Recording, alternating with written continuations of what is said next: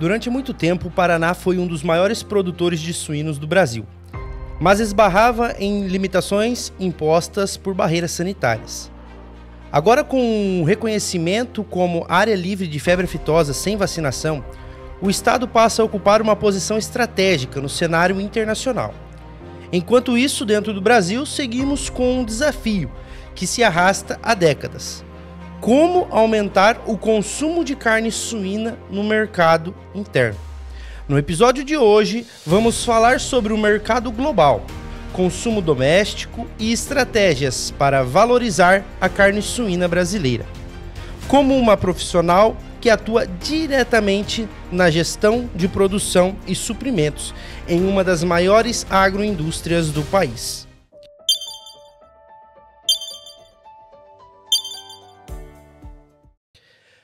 Fala, turma, seja muito bem-vindo ao mais um episódio do nosso podcast Granja 360, um espaço democrático, um espaço de trocas, informações, experiências e aprendizados na suinocultura brasileira. Seja muito bem-vindo, Leonardo, mais uma vez aí no nosso episódio. Ô, Vitor, que honra estar aqui em mais um episódio com a turma aí, estamos avançando nos episódios e tenho certeza que a gente está conseguindo agregar conhecimento na prática aí pro pessoal no dia a dia, né, Vitor? Show de bola, Léo. E o tema de hoje é carne suína em alta, oportunidades globais e o desafio do consumo interno. E quem vai nos ajudar a aprofundar esse assunto é uma convidada mais que especial que vive esse tema na prática, no dia a dia, né, Leonardo? É isso aí, que baita tema, né, Vitor? A gente vê o Paraná se destacando no cenário nacional e também internacional, com uma grande produção de carne suína, uma exportação muito relevante aí no Brasil, e tenho certeza que a nossa convidada vai conseguir ressaltar muito aí sobre esse tema. Vitor, mas queria aproveitar então para chamar o público para nossas ações, né? Seguir o Granja 360 no Instagram, que ali a gente posta cortes ali várias vezes durante a semana, né, Vitor? Então, @granja.360 no Instagram, e também nos siga no YouTube, no Spotify, que é onde saem os episódios quinzenalmente, né, Vitor? Uma segunda-feira sim e outra não, a gente está postando episódio novo. Vocês também vão acompanhar os episódios especiais das marcas, das nossas patrocinadoras, que sem elas também a gente não consegue fazer esse projeto sair do papel. Então, gostaria de agradecer, né, Vitor, as nossas patrocinadoras que fazem esse negócio acontecer realmente. A Zooprofit, que vem transformando as bases da natureza em inovações tecnológicas para a produção animal. A Guides, Gestão e Desenvolvimento, que é a mentoria que você precisa para transformar a sua equipe. A Alster, Precisa e Ágil, que vem inovando em nutrição animal. E a nossa mais nova patrocinadora, né, Vitor? Mais uma aí para conta, uma gigante da genética suína, Topics, que é a mais inovadora empresa de genética suína do mundo, Vitor. A gente tem uma honra aí, a honra de ter a Topics também com a gente. Show. Maravilha. Grandes parceiros que realmente fazem esse projeto acontecer, né? Sem eles, a gente não conseguiria levar essa informação para o público, né, que está nos ouvindo, nos acompanhando nas redes sociais. Maravilha, Léo. E esse tema hoje, que é um tema bem estratégico, atual e muito importante, nós não poderíamos deixar de convidar ela, que está aí no dia a dia, como eu comentei contigo, né? Posso já chamar a convidada, Leonardo? Faça as honras, Vitor, por favor. Perfeito. Ela que é médica veterinária, formada pela UFPR no setor de Palotina. Olha só, está na sua cidade hoje gravando, né, Léo? Especialista em suinocultura industrial pela PUC Paraná. Mestre em produção e nutrição de não ruminantes pela UniOeste. Desde o início da sua carreira ali, ela atua na área de suinocultura, tendo atuado sempre ali na área industrial, né? Com ampla experiência na área de bem-estar animal. E atualmente ela é gerente de suprimentos em uma das maiores agroindústrias do país, né? Uma empresa de forte e de grande relevância para a nossa região e para o país, né, Leonardo? Com certeza. Gostaria então de convidar ela, Luana Torres da Rocha. Olá. Seja muito bem-vindo, Luana. Obrigada. Olá, Vitor. Olá, Leonardo. Olá, o público que nos acompanha aqui no Granja 360. É uma honra estar com vocês aqui participando hoje do podcast com um assunto que é totalmente relevante. Obrigado, Luana. Mais uma vez, agradecer a sua presença. A gente fica muito contente de ter você aqui para a gente poder fazer esse bate-papo, né? E com certeza eu sei disso que você tem muito a agregar aí no conhecimento no dia a dia, tá? Luana, então para a gente iniciar a nossa conversa, Eu queria saber de você, o que te motiva a continuar todos os dias atuando na área que você atua e como que você conheceu a suinocultura, como que você se apaixonou por essa área e como que o seu setor hoje ali de suprimentos suínos, ele se conecta então com o consumidor final? Bom, Leonardo, eu sempre digo que o que me motiva é fazer valer a pena. Então, como eu escolhi a área da suinocultura, eu faço tudo todos os dias para valer a pena a minha escolha e também fazer valer a pena o que a gente trabalha no nosso setor. Então, todos os dias, nós temos diversas ações relacionadas à suinocultura. A gente faz parte de um negócio que é a suinocultura. E, dentro disso, a gente trabalha com seres vivos. Então, desde os animais que a gente produz para alimentação até as pessoas que vão consumir os alimentos que a gente produz. Então, a gente tem esse dever com as pessoas, né? Então, a gente tem que ter esse respeito, a consideração e também o cuidado para com eles. E é isso que motiva. Então, todos os dias a gente busca fazer o melhor, a gente busca soluções para que tudo dê certo. A suinocultura ela sempre esteve presente na minha vida desde a minha jornada na universidade. Então, aproximadamente ali no meu 2º ano da universidade, eu já conhecia a suinocultura, gostei muito. Então, não tive dúvidas de que seria essa carreira que eu gostaria de seguir. Então, no mesmo ano que eu me formei, em 2016, eu ingressei já no mercado de trabalho, também atuando como médica veterinária extensionista, onde eu permaneci de 2016 até 2018, também em uma outra grande agroindústria. Então, ali foi quando eu tive o meu primeiro contato, um vínculo com liderança, né? Porque, querendo ou não, quem trabalha ali no campo como extensionista tem que ter ali um contato, tem que ser líder da própria região, né? Então, eu tive esse primeiro contato. Em 2018, eu tive a minha oportunidade de ingressar em uma cooperativa, na qual estou até hoje, né? E ali eu tive mais paixão ainda pela suinocultura. Então, eu passei por diversas fases dentro da cooperativa. Eu comecei como médica veterinária responsável pelo bem-estar animal.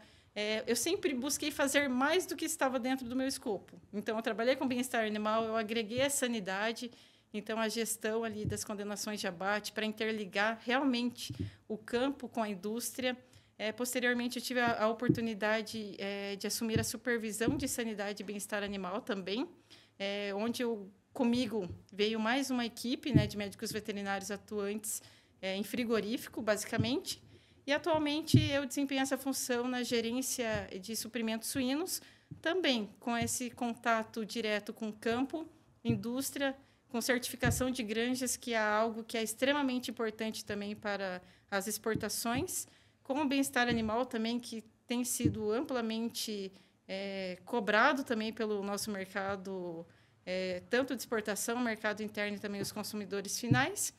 E eu sempre digo que a minha área de suprimentos suínos, ela recebe esse nome, mas o que eu faço na prática é até um pouco mais diferente do que o conceito de suprimentos, né? Então, hoje, a minha atuação nos suprimentos suínos é de forma diferenciada, interligando todos esses elos anteriores e tendo o dever de levar o que a gente faz no sistema de produção, em todas essas áreas que eu citei, de sanidade, bem-estar animal, certificações, para os nossos clientes, garantindo toda essa qualidade da produção suína brasileira. Maravilha. Ô, Luana, então, para a gente entrar nesse assunto da nova posição do Paraná, como eu comentei no início, né, dentro desse cenário global, a gente sabe aí desse novo status sanitários, né, que o Estado começa a ganhar força agora. Gostaria que você mostrasse para nós um pouquinho como que você avalia o impacto prático, né, desse reconhecimento para as indústrias do Estado e para esse cenário como um todo, assim. Sim. Historicamente, o Paraná ele ficou travado por muito tempo em relação às exportações para alguns países mais exigentes, né? Então, esse reconhecimento que primeiro veio para o estado do Paraná, ali desde 2023, um reconhecimento oficial, e agora, mais recentemente, também o reconhecimento do Brasil como um todo, como livre de febre aftosa sem vacinação, exato. Ele reposiciona tanto o Brasil quanto o Paraná numa posição estratégica no cenário global. né? Então, a gente consegue acessar agora países mais exigentes sanitariamente. Então, anteriormente, o Paraná, mesmo ele sendo um grande produtor de suínos no Brasil, sendo o segundo maior produtor, praticamente quase passando o primeiro colocado, né? E a gente não tendo essa oportunidade de exportar, fica um pouco mais complicado, né? Com essa abertura de mercados, hoje a gente consegue acessar, por exemplo, Japão, Estados Unidos, Malásia, Coreia do Sul, que são destinos que foram aguardados por muito tempo, né? Só que também não é tão simples assim, né? A partir do momento em que a gente foi reconhecido pela Organização Mundial de Saúde Animal, já foi um grande avanço. Porém, agora a gente tem que passar por reconhecimentos de cada um dos países, né, que pretendem importar carne suína do estado do Paraná. Então, recentemente, o Chile ele já sinalizou um reconhecimento, então já saíram alguns documentos, mas ainda nada oficial que já possa permitir uma habilitação de plantas para exportar ao Chile, mas nos próximos dias deve sair alguma coisa do tipo. O Japão também, no mês passado, já esteve no Paraná em uma missão para reconhecer o estado como livre de febre aftosa sem vacinação, então, também para seguir um próximo passo de habilitar os frigoríficos também do nosso estado. E aí a gente espera também o mesmo posicionamento dos demais. Então, a Coreia do Sul possivelmente será a próxima, é um país que está muito aguardado e a gente espera muito exportar para eles também. E os Estados Unidos sempre foi um parceiro comercial muito importante para o Brasil, em outros segmentos, carne bovina, indústria aeronáutica, óleos combustíveis, e também se tem muito interesse em entrar com a carne suína do Paraná nos Estados Unidos. Entretanto, com as últimas notícias, ali, as últimas atualizações da taxação de 50% sobre os produtos brasileiros, acredita-se que acaba complicando um pouquinho mais ali que as nossas exportações para os Estados Unidos. Mas é claro que a habilitação, a missão, sempre vai ser bem-vinda para a gente estar sempre preparado ali para, se um momento permitir, a gente fazer essa comercialização. Legal. E você vê, fora esses mercados que você comentou, né? Existe ainda mais algum mercado que possa se abrir, alguma outra estratégia que a gente, enquanto indústria, pode fazer para fortalecer algum outro mercado a partir dessa conquista, a partir desse novo cenário que começa a se estabelecer? Olha, sim, Vitor, sempre é possível, né? A abertura de mercados ela é possível e a gente tem uma associação, que é a BPA, que ela tem trabalhado muito fortemente junto com o MAPA para a abertura de novos mercados, né? Esses mercados que eu citei são os que são mais aguardados e que, com certeza, vão nos auxiliar muito, né, realmente na nossa cadeia. Que são mercados que, da mesma forma que são exigentes, eles nos dão um benefício também ali quando a gente comercializa a eles, né? É claro que com a abertura e quando a gente consegue habilitar para um país desse, para um Japão, Coreia, que são países bem rigorosos, a tendência é que a gente consiga entrar em vários outros também, né? Porque Perfeito. realmente ele Sim. é um chamariz. Sim. Não, excelente, Luana. Fala um pouco do cenário nacional. Aqui dentro do Brasil, a gente sabe, nós somos um dos grandes, um dos maiores produtores e exportadores da carne suína aí para o mundo. Mas aqui dentro do Brasil, a gente percebe que ainda tem um consumo per capita baixo, comparado aí aos nossos vizinhos, a outros lugares também do globo. Eu queria saber de você, o que pode limitar esse consumo per capita dentro do Brasil? O que você entende que tem limitado o consumo da carne suína no cenário nacional? Então, pelo que eu vejo, eu acompanho no meu dia a dia, ainda existe uma crença que é totalmente desatualizada, que diversos consumidores ainda possuem. Então, há muitos anos existia crenças de que a carne suína ela tem um alto teor de gordura, que ela é menos saudável que outras carnes. Então, se comparar com a carne bovina, a carne de frango, ela seria prejudicial à saúde, né? Então, muitas pessoas seguiram essa linha de raciocínio, foi passando de pais para filhos, né, essa crença, e acabou se disseminando, né? Então, o trabalho que a gente deveria fazer, e temos feito, de uma certa forma, é reverter essa situação. Então, cada vez mais a gente vem acompanhando nutricionistas falando bem da carne suína, a gente vê campanhas também relacionadas à carne suína, mas ainda não está sendo o suficiente. Então, nosso consumo per capita realmente é muito baixo, então são 18 quilos somente. Então, se a gente comparar, se a gente vê países da Europa que consomem 30 quilos de carne suína por pessoa ali, realmente é uma diferença gritante, né? E eu vejo como estratégia hoje realmente focar em campanhas. Até a BCS, o ano passado, ela fez uma campanha, um projeto muito interessante, que foi o de porco a porco com o Jimmy Ogro, né? Que é um chefe renomado que trabalha com a carne suína. Só que o que eu tenho a percepção é que talvez a campanha ela ainda não chegue a todo o público, né? Uhum. Ela chegou muito para quem já trabalha com isso, ela chegou para quem está na área da suinocultura, para quem é produtor, né? E não chegou, talvez, no grande público para realmente mudar a concepção, né? Então, talvez o setor ele deveria ser mais unido entre empresas e entre associações para a gente colocar na grande massa. Se é a televisão que vai chamar a atenção desse público diferente, coloca na televisão, né? Não deixar somente restrito a um público. E começar realmente a mudar. E uma outra questão também, que na minha percepção, é a diversificação dos cortes. Então, a gente tem melhorado muito já a diversificação dos cortes suínos. Então, hoje a gente já vê o short rib, o prime rib do suíno, a costelinha diferenciada, só que ainda é pouco. Então, a gente tem que mostrar formas de preparo para isso, mostrar que fica bom no churrasco, que fica bom no assado, no cozido, né, para chamar um pouco de atenção. E também focar nas linhas gourmet. Porque, a partir do momento que a gente entrar em linha gourmet, a gente também vai conseguir acessar outros estilos de vida, né? Então, a gente pode entrar em grandes mercados, como o mercado paulista, que preza muito pela gourmetização, né? Sim. E a gente já vem acompanhando algumas empresas fazendo pontualmente algumas coisas do tipo. E eu acho que tem tudo para dar certo. Sim. E eu vejo que, realmente, aqui no Paraná, que é um grande estado produtor da carne suína, realmente esse marketing ele é mais forte, né? As pessoas falam da carne suína aqui no estado do Paraná. Mas quando eu sou de São Paulo, quando a gente sobe ali para o estado de São Paulo, realmente eu acredito que até o consumo é menor, porque não tem tanta produção e também não se fala tanto nisso, né? Então, eu acredito que essas estratégias para levar para outros estados ali, fazer campanhas, publicidades, eu acredito que realmente ajuda, né? Sim, e querendo ou não, os outros estados que realmente não têm o contato com a produção de suínos, eles ainda têm uma visão de que o suíno talvez seja um animal sujo, que come lavagem, e não é isso, né?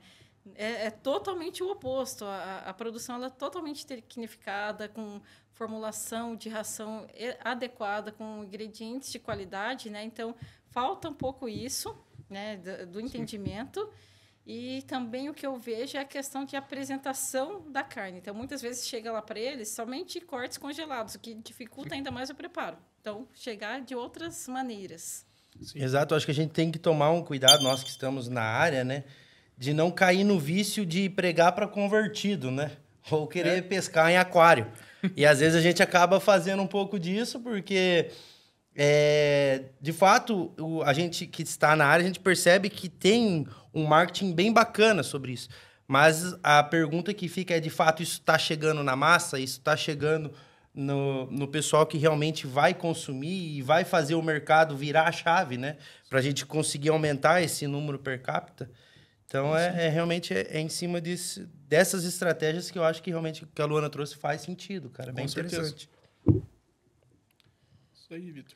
Vamos, Luana, falar um pouquinho, então, dessa questão de equilibrar os mercados, né? Essa parte de exportar mais sem esquecer o Brasil. Eu acho que, diante dessa questão de ampliação das exportações, como equilibrar essa demanda internacional com o abastecimento e a valorização do nosso mercado interno?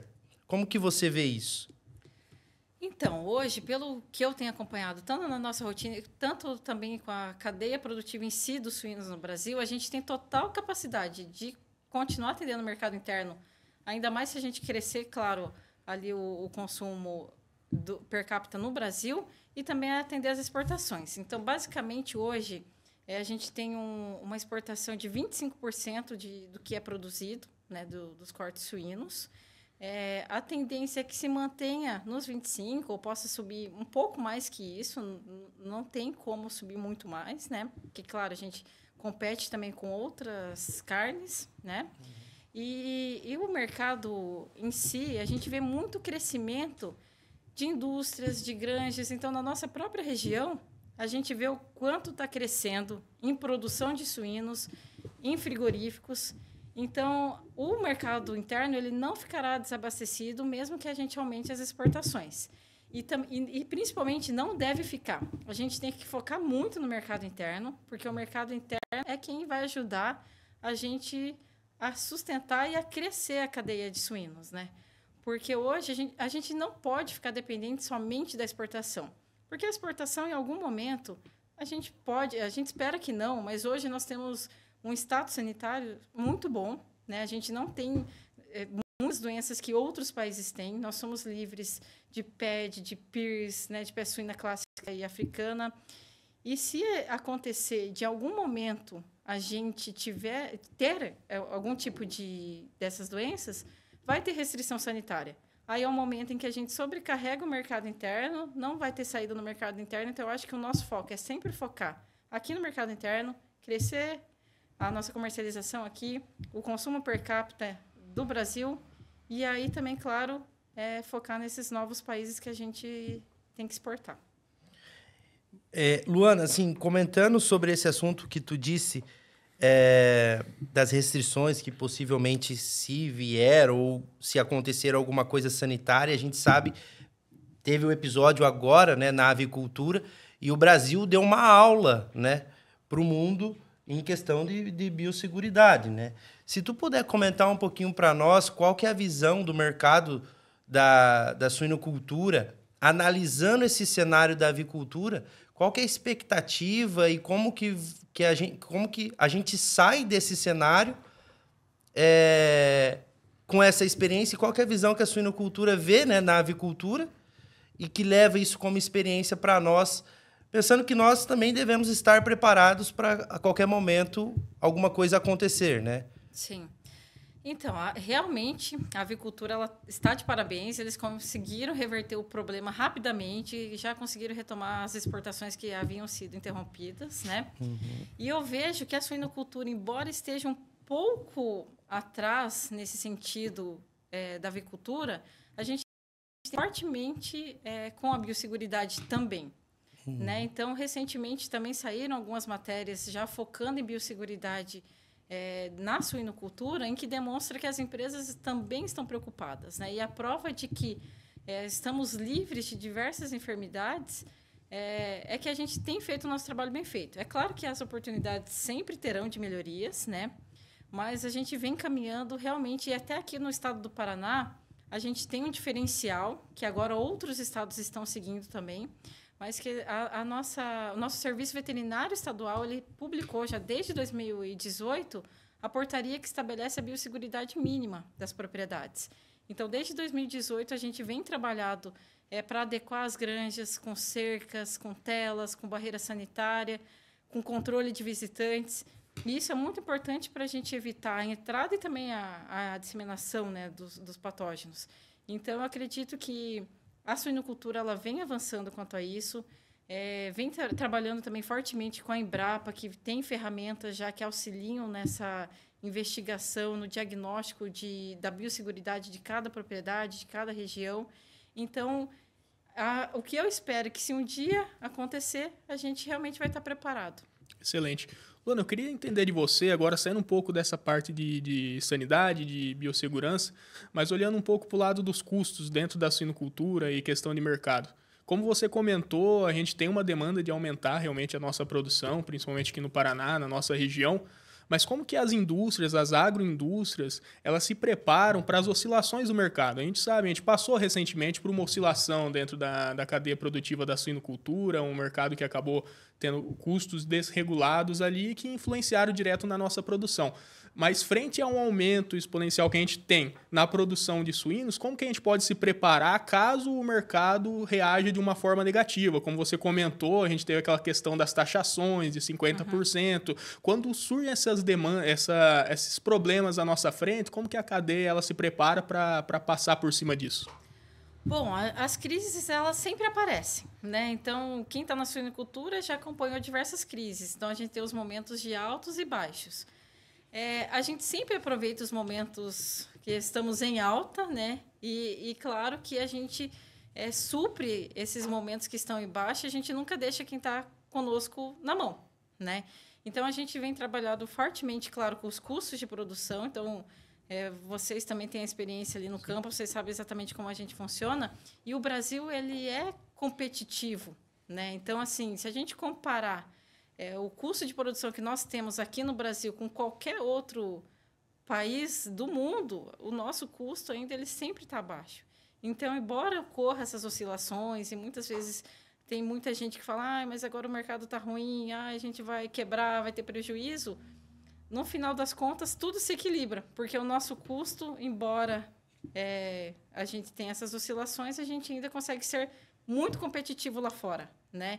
E os países que estão lá, eles veem essa competitividade, muitas vezes também eles se comparam com a gente, às vezes se incomodam com o que a gente tem, porque, imagina, nós temos os grãos aqui sempre muito bem ofertados para a nossa nutrição animal, a gente tem a opção ali do milho e farelo de soja, geralmente em preços mais acessíveis do que qualquer outro lugar, então a gente consegue equilibrar a conta. E também as nossas vendas, elas sempre vão equilibrar e voltar para o produtor, para quem está ali no início da cadeia, né?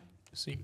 Isso que eu ia puxar um assunto, Luana, em relação a exatamente esse ponto que tu comentou. A gente vem de equipe técnica, esses episódios, muitas vezes, quem nos acompanha são os produtores rurais, equipe técnica de fomento, pessoal de área comercial, pessoal que ainda está na faculdade e quer ingressar no mercado.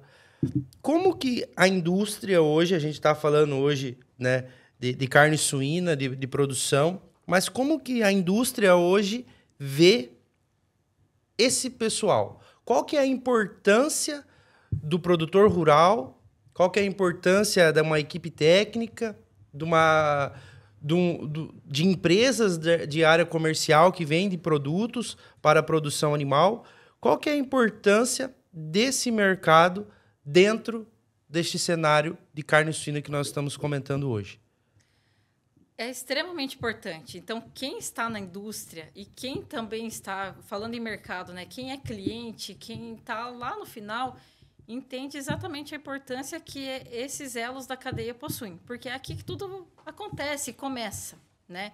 Então, a gente sabe que se não iniciarmos um trabalho bem feito desde ali da preparação da matriz, da criação do leitão, toda essa fase de crescimento e engorda, a gente não vai ter uma boa qualidade de carne suína no final, né? Então, a prova disso que esses elos estão sendo vistos é que cada vez mais a gente precisa expor o que está sendo feito. Então, um exemplo disso foi essa semana. Então, eu estive com uma missão japonesa, né? Eles estiveram aqui para quê? Para realmente conhecer o sistema de produção. Então, eu tive que apresentar exatamente para eles o que tem sido feito no campo. Então, o que o produtor faz, qual é a função do produtor, como esses animais são criados, o que eles estão comendo, qual é a ração, né? Quais são os medicamentos, as vacinas. Então, realmente, a indústria é muito fácil de se ver. Então, quando a gente recebe qualquer pessoa, a gente entra na indústria, a gente, claro, seguindo todas as regras, mas a gente mostra o que está acontecendo lá, como que é a produção da carne. E o que está antes está cada vez mais vindo à tona para a gente realmente mostrar o que cada elo tem feito. E a equipe técnica ela é muito importante também quanto a isso, porque quem faz chegar a informação ao produtor, o que o produtor deve fazer, o que o mercado consumidor tem esperado, é a equipe técnica, né? Então, não sou eu que vou lá falar para o produtor o que o meu cliente quer. São vocês que estão lá que vão repassar para ele. Então, vocês são extremamente importantes para interligar a indústria com o produtor, né? E o produtor, ele é muito importante para fazer acontecer. Excelente. Luana, eu queria que você comentasse como que você enxerga, a gente sabe que a gente tem evoluído agora na cadeia produtiva, mas como que você enxerga o futuro do setor? Daqui 10 anos, você acha que a gente vai ter avançado muito? O Vitor comentou um pouco sobre a avicultura, querendo ou não, está um passo à frente hoje em biossegurança, tecnologia principalmente. Você acha que a gente chega nesse nível frente à suinocultura também? Chegamos, sim. Porque nós estamos sendo até respaldados por legislação. Então, mesmo que por conta própria alguém não queira seguir, né, ou não tenha ali a condição de seguir, em algum momento vai ter que se adaptar. Então, nos últimos anos, um exemplo é o bem-estar animal, né? A gente teve diversas publicações de instruções normativas, de portarias, em que estabelecem melhorias já estruturais.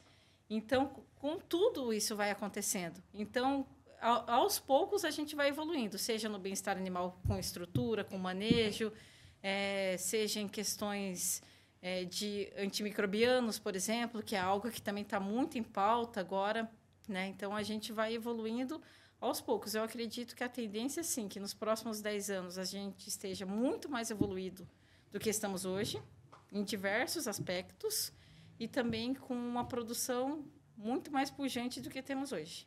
Excelente.